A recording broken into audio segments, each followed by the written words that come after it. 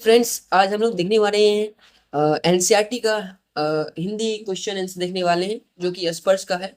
हिंदी स्पर्श का देखने वाले हैं चैप्टर नंबर 2, जिसका नाम है एवरेस्ट मेरी शिखर यात्रा। इसके सारे हम इंपॉर्टेंट क्वेश्चन आंसर देखने वाले हैं, जो कि किसके द्वारा लिखा गया है? बचेंद्री पाल के द्वारा लिखा गया है। इन्हीं का ये बायोग्राफी है, सॉरी ऑटोबायोग्राफी है, आत्मकथा। इसका हम जल्दी इस क्वेश्चन से देख लेते हैं। इसमें हमें कुछ 6 इधर है, 6 7 13 हो गया, 13 3 16 16 क्वेश्चन है। जल्दी से इन्हें देख लेते हैं। चलिए, तो फर्स्ट हमारा क्वेश्चन है कि नजदीक से एवरेस्ट को देखकर लेखिका को कैसा लगा। तो इसका आंसर है कि नजदीक से दे एवरेस्ट को देखकर, यहाँ पर नीचे में लिखा हुआ, ठीक है। नजदीक से एवरेस्ट को देखकर लेखिका को तेज हवा चलने के कारण उड़ता हुआ सूखा बर्फ पर्वत के शिखर पर लहराता ध्वज सा प्रतीत हो रहा था। ठीक है, नेक्स्ट क्वेश्चन है हमारा, डॉक्टर मीनू मेहता ने क्या जानकारियां दी।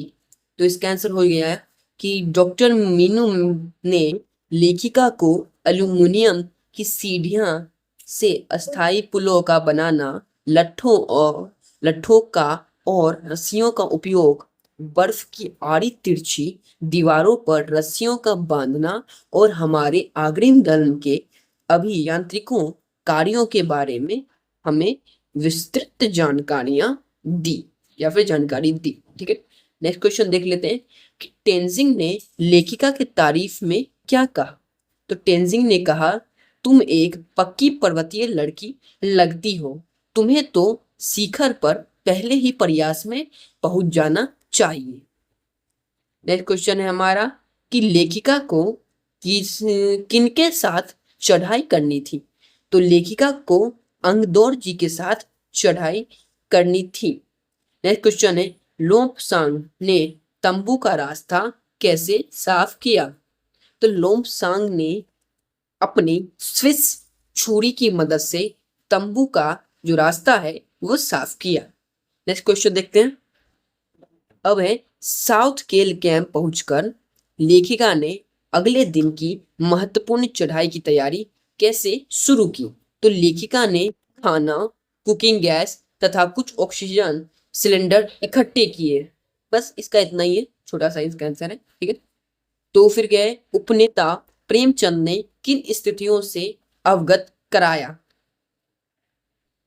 तो प्रेमचंद ने उन्हें खुम्बू हिमपात, ये एक हिमपात है, खुम्बू हिमपात की स्थिति से अवगत करवाया। उन्होंने कहा कि उनके दल ने कैंप 1, जो हिमपात के ठीक ऊपर है, वहां तक का रास्ता साफ कर दिया है। उन्होंने यह भी बताया कि पुल बनाकर, रस्सियां बांधकर तथा झाड़ियों से रास्ता चिन्हित कर सभी बड़ी कठिनाइयों का जायजा ले लिया गया है। उन्होंने इस पर भी ध्यान दिलाया कि ग्लेशियर बर्फ की नदी है और बर्फ गिरना अभी जारी है। हिमपात में अनियमित और अनिश्चित बदलाव के कारण अभी तक के किए गए सभी काम व्यर्थ हो सकते हैं और हमें रास्ता खोलने का काम दोबारा करना पड़ सकता है। That's it. नेक्स्ट क्वेश्चन देख लेते हैं। हिमपात किस तरह होता है और उससे क्या परिवर्तन आते हैं।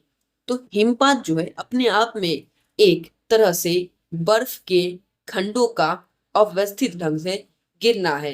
ग्लेशियर के बहने से अक्सर बर्फ में हलचल हो जाती है, जिससे बड़ी बड़ी बर्फ की चट्टानें गिर जाया करती थी और अन्य कारणों से भी अचानक प्रायः खतरनाक स्थिति कारण कर लेती थी। नेक्स्ट क्वेश्चन है हमारा, लेखिका ने तंबू में गिरे बर्फ पिंड का वर्णन किस तरह किया। इसका भी आंसर है, एक लंबा बर्फ का पिंड लेखिका के कैंप के ठीक ऊपर लहोत्से ग्लेशियर से टूटकर नीचे आ गिरा था और उसका विशाल हिमपुंज बन गया था। हिमपुंज मतलब एक बहुत बड़ा सा गोला टाइप बन गया था। ठीक है, और फिर हिमखंडों, बर्फ के टुकड़ों तथा जमी हुई बर्फ के इस विशालकाय पुंज ने एक्सप्रेस रेलगाड़ी की तेज गति और भीषण गर्जना के साथ सीधी ढलान से नीचे आते हुए हमारे यानी लेखिका के सारे कैंप को तहस नहस कर दिया। नेक्स्ट क्वेश्चन है हमारा कि लेखिका को देखकर कि हक्का बक्का क्यों रह गया, कि एक इसमें कैरेक्टर है, ठीक है।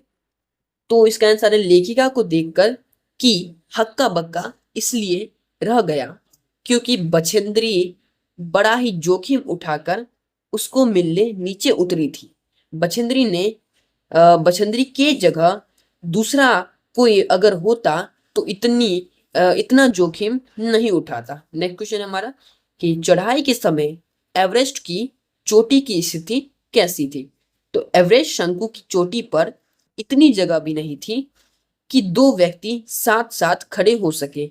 चारों तरफ हजारों मीटर लंबी सीढ़ी ढलान को देखते हुए हमारे सामने प्रश्न सुरक्षा का था। यहाँ पे हमारे का मतलब लेखिका और उसकी टीम के सामने। नेक्स्ट क्वेश्चन है सम्मिलित अभियान में सहयोग एवं सहायता की भावना का परिचय बछेंद्री के किस कार्य से मिलता है। तो इसका हमारा बहुत ही शॉर्ट सा आंसर है कि अपने दल के दूसरे सदस्यों की मदद करने और अपने एक थर्मस को जूस से तथा दूसरे को गर्म चाय से भरने के लिए नीचे जाने का निश्चय किया।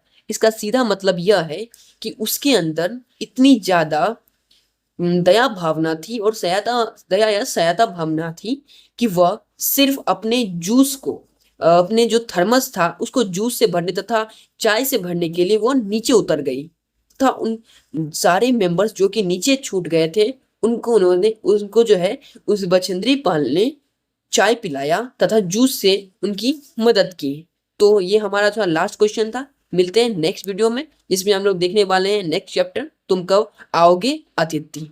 बाय, जय हिंद।